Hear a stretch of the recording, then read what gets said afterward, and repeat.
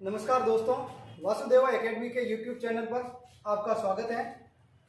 कल हमने टॉपिक शुरू किया था कैलेंडर, जिसमें हमने सामान्य जानकारी प्राप्त की थी। हमने देखा था कि लीप वर्ष और साधारण वर्ष क्या होता है।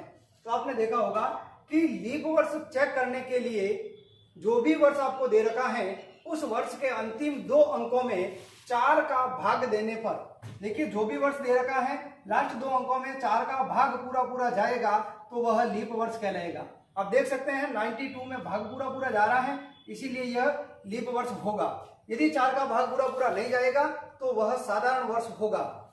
इसके बाद हमने देखा था कि दिया गया शताब्दी वर्ष, देखिए हम शताब्दी वर्ष की बात की कल हम पर्टिकुलर एक 1700 जैसे लिखा मैंने, ये पर्टिकुलर 1700 की बात हो रही है। 1699 के बाद 1700 आएगा, वो 1700 की बात हो रही है। यहाँ कई लोगों को कंफ्यूज हो जाता है कि पूरी 100 वर्षों का समूह, ये 100 वर्षों का समूह नहीं है, ये एक पर्टिकुलर वर्ष है 1700, जैसे पर्टिकुलर वर्ष होता है 2000, उसी प्रकार। तो ये शताब्दी वर्ष, इसको चेक करने के लिए हमने 400 का भाग दिया था।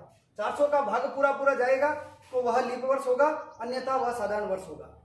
यहां तक हमने कल बात की थी। और एक हमने क्वेश्चन किया था लास्ट में, जो कई बार परीक्षा में पूछा गया कि 400 वर्षों में 29 फरवरी कितनी बार आएगी, जिसका आंसर था 97, वो हमने कल किया था।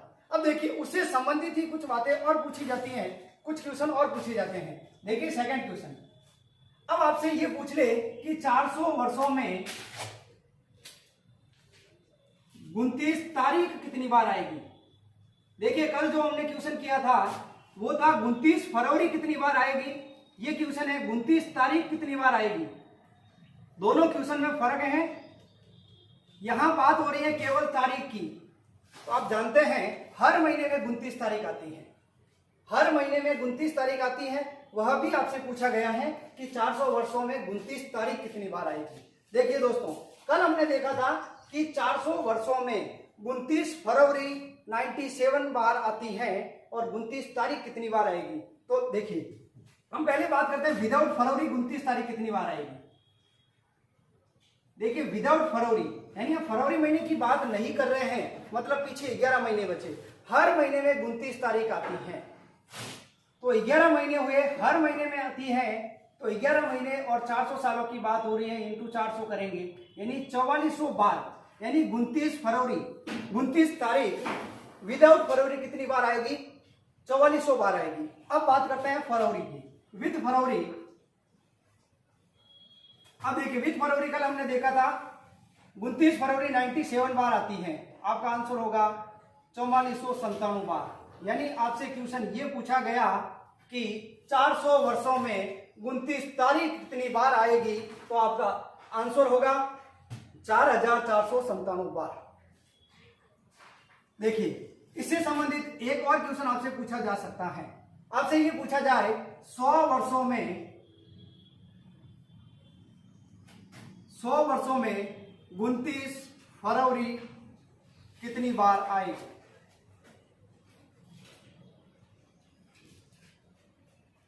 सौ वर्षों में 29 फरवरी कितनी बार आएगी। अब देखिए वैसे तो हमने कल बात की थी 100 वर्षों की, जब 400 वाला एक्सप्लेन किया था तब। आप देख सकते हैं 100 वर्षों में 29 फरवरी कितनी बार आएगी। अब यहाँ पे ये देखना है कि कौन से 100 वर्षों की बात हो रही है, ये इंपॉर्टेंट रहेगा। तो देखिए यदि मैं बात करूं 1701 से या फिर 1601 से, 1600 या फिर कोई भी ले लो, 1901 से बात कर ले, 1901 से 2000। तो देखिए 1901 से 2000, 1901 से 2000 100 वर्ष होंगे। इन 100 वर्षों में कितनी बार आएगी, तो आप देख सकते हैं 1901 के बाद 1904 में 29 फरवरी आएगी, इसी प्रकार 1996 में आएगी और 2000 में भी 29 फरवरी आएगी। यहां तक होता है 24 बार और ये हो गया एक बार और, तो यहां तक कितना हो गया 25 बार। यानी 1901 से 2000 तक 100 वर्षों में 29 फरवरी आएगी 25 बार। अब देखिए इससे आगे 100 वर्ष की बात करूं 2001 से 2100, 2001 से 2100। यदि इन 100 वर्षों की बात करें तो आप देख सकते हैं 2000 के बाद आएगी 2004 में, और इसी प्रकार 2096 में और 2100 लीप वर्ष नहीं है, इसीलिए यहां तक चिन्ह। इसके बाद जो अगली फरवरी आएगी वो 2204 में आएगी, 2104 में आएगी, जो कि इस शताब्दी में काउंट नहीं होगा। यानी यहां तक कितनी बार हुआ? 24 बार। तो देखिए 1901 से 2000 में 25 बार और 2001 से 2100 तक आंसर होता है 24 बार। यानी यहां पर दिए गए 100 वर्षों में यदि अंतिम वर्ष लीप वर्ष है तो आपका आंसर होगा 25 बार, और यदि अंतिम वर्ष साधारण वर्ष है तो आपका आंसर होगा 24 बार। यानी आपका आंसर क्या होगा? ऑल ओवर 24 या 25 बार। ऑप्शन में दोनों होंगे। ऑप्शन ए होगा 24 बार, बी होगा 25 बार, सी होगा 24 या 25, डी होगा निर्धारित नहीं कर सकते। आपका आंसर होगा 24 या 25 बार। आप इसका स्क्रीनशॉट ले सकते हैं।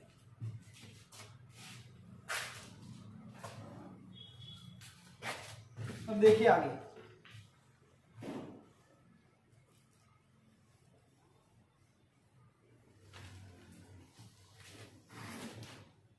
अब आपसे यह पूछा जाए कि 100 वर्षों में 29 तारीख कितनी बार आएगी?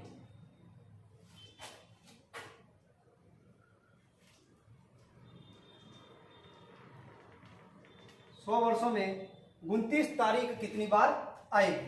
अब देखिए 100 वर्षों में 29 तारीख, तो वापस वही बात कि 29 तारीख हर महीने में आती है। यानी 12 महीने होते हैं, 11 महीने में 29 तारीख आती है, और फरवरी महीना यदि लीप वर्ष का है तो 29 तारीख आएगी, और साधारण वर्ष का है तो 29 तारीख नहीं आएगी। हम पहले बात करते हैं विदाउट फरवरी, यानी फरवरी महीना काउंट नहीं करेंगे तो 11 महीने होंगे। हर महीने में 29 तारीख आएगी, तो 11 × 100 यानी 1100 बार, 1100 बार तो 29 तारीख आएगी। अब बात कर रहे हैं विथ फरवरी, यदि फरवरी को भी काउंट करेंगे, अभी आपने देखा था फरवरी में 24 या 25 बार, तो आपका आंसर होगा 1124 या 1125। आपसे क्वेश्चन पूछा गया था 100 वर्षों में 29 तारीख कितनी बार आएगी? आपका आंसर होगा 1124 या 1125 बार। अब देखिए इससे आगे, अब हम आगे नेक्स्ट पॉइंट पे बात करते हैं कि कैलेंडर में और कैसे क्वेश्चन पूछे जा सकते हैं। देखिए यहां तक बात हुई केवल अपनी लीप वर्ष और साधारण वर्ष को लेकर। अब इससे आगे भी बहुत सारे बातें हैं, बहुत टाइप के क्वेश्चन पूछे जाते हैं, तो एक एक करके हम सभी के बारे में पढ़ेंगे। देखिए मैं एक सिंपल सी बात कर रहा हूं कि मान लो 1 जनवरी, देखो मान रहे हैं वास्तविकता नहीं है, 1 जनवरी 2013 को मंगलवार था। देखिए वास्तव में था या नहीं था वो भी हम नेक्स्ट वीडियो में देखेंगे, लेकिन अभी मैं मान रहा हूं कि 1 जनवरी 2013 को मंगलवार था। यानी आपसे पूछ ले 1 जनवरी 2014 को कौन सा वार होगा? दे रखा होगा आपको 1 जनवरी 2013 मंगलवार, 1 जनवरी 2014 को कौन सा वार होगा। यानी किसी भी वर्ष से जस्ट अगले साल उसी तारीख को कौन सा वार होगा, यह ज्ञात करना सीखना है। देखिए यहां आप देख सकते हैं 1 जनवरी 2013 मंगलवार, तो 1 जनवरी 2014 को कौन सा वार होगा? तो यहां आपका आंसर होगा बुधवार। एक दिन आगे होगा, कैसे होगा देखना। देखिए 1 जनवरी 2013 क्या है? एक साधारण वर्ष है, साधारण वर्ष है। देखिए साधारण वर्ष में दिन कितने होते हैं? तो एक वर्ष में कल हमने देखा था 365 दिन होते हैं, 365 दिन होते हैं, और एक सप्ताह में दिन कितने होते हैं? 7 दिन होते हैं। यानी हर 7 दिन बाद वापस डे है, वार है, वो रिपीट होता है। देखिए यहाँ 365 दिन, यानी 7 दिनों से कोई भी वार रिपीट होता है, 14 दिनों से रिपीट होता है, 21 दिनों से रिपीट होता है, हर 7 दिनों के बाद वो दिन रिपीट होता है। तो हम ये देखते हैं कि 365 दिन में कितने सप्ताह बनेंगे। तो देखिए एक सप्ताह में 7 दिन होते हैं, इसको 7 से डिवाइड करेंगे तो ये 5 बार 35, और यानी यहाँ पर 52 सप्ताह बनेगा। यानी जो एक वर्ष है पूरा 2013, इसमें 52 सप्ताह बनेगा, ये एक दिन एक्स्ट्रा बनेगा। तो आप देख सकते हैं 7 दिन से तो वो बार रिपीट होता है, यानी 52 सप्ताह कंप्लीट हो गए। यानी जो मंगलवार था वो मंगलवार तक यहाँ क्या हो गया? कंप्लीट हो गया। जो ये एक दिन शेष बचा, ये एक दिन शेष है, वही इसीलिए एक दिन आगे होगा। कौन सा वार होगा? बुधवार होगा।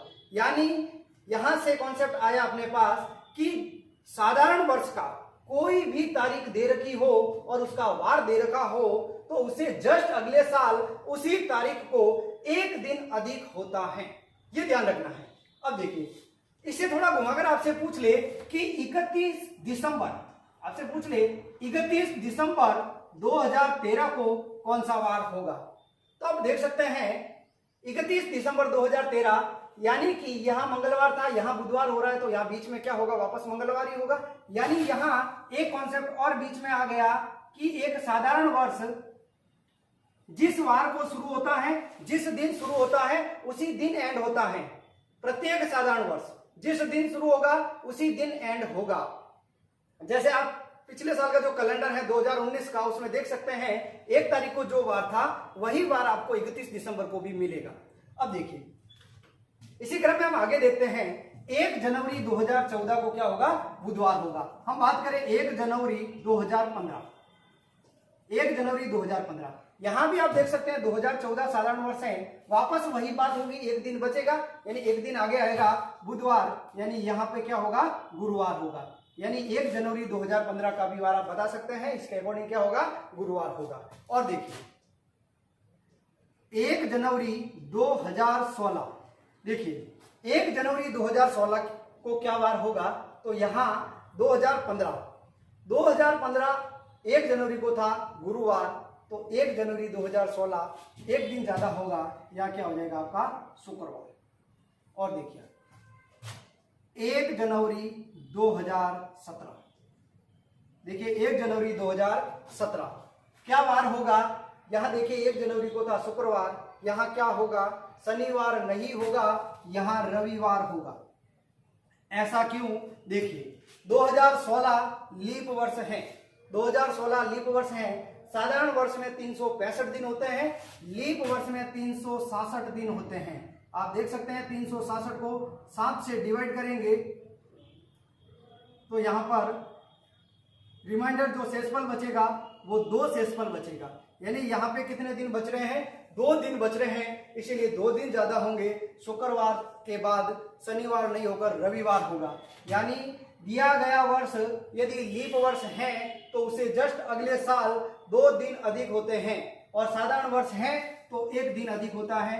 यह बात ध्यान रखनी है। आपसे यूं पूछ ले 31 दिसंबर 2016, 31 दिसंबर 2016 को कौन सा वार होगा? तो यहां आपका आंसर होगा शनिवार।